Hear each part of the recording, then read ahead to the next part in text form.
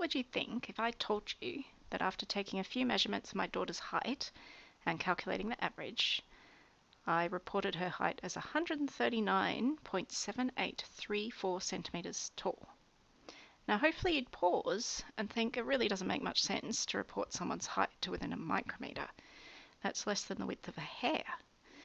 Now if you did come to that conclusion, you would be demonstrating that you understand there's no point in reporting too many digits of precision in a quantity. You should only use as many numbers as is relevant to the level of uncertainty in your quantity. And this concept is referred to as the number of significant figures. The number of significant figures in a quantity is simply the number of digits that are meaningful. It's related to the precision of your measurement. And it's a useful bit of scientific jargon that helps when estimating quantities and errors, and it's best explained with some examples. So here are some numbers I've written down. First of all, any zeros at the start of a number are not counted. That's because they don't contribute to the magnitude of the quantity. So 0.007 has just one significant figure. After the first non-zero, all subsequent digits are significant. So 0.107 has 3 significant figures, and 2300.1 has 5 significant figures. Now, all zeros to the right of a decimal place are significant.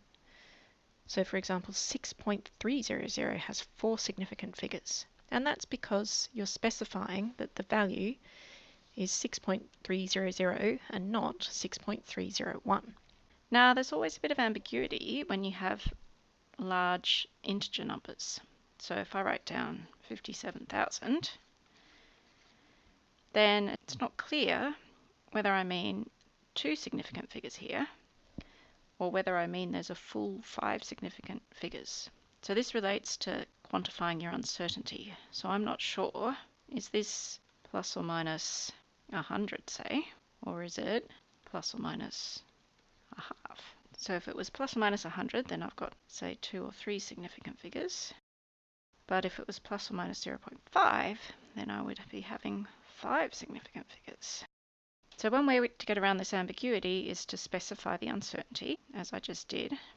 And another way is to use what's called scientific notation or standard form. So I can write 57,000 as 5.7 times 10 to the power of 4. And if I write it like that, then I know there are only 2 significant figures here. But if I was to write it like this, then all those zeros that I've specifically written down after the decimal point, these ones count as significant. So this is 2 sig figs again, and this is 5.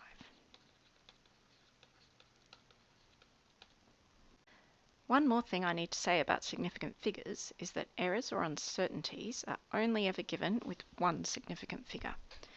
And the measurement that has this uncertainty should have no digits in decimal places smaller than that uncertainty. So in our examples here, the first one is a good measurement, but the second one is not acceptable. In the second example, you have to round off the last digit. Now remember my example at the beginning of the video. I said I measured my daughter's height as 139.7824 centimetres. But the uncertainty in this height measurement is really much more like 0.1 centimetre, so it really only makes sense to write 139.8 plus or minus 0.1 centimetres.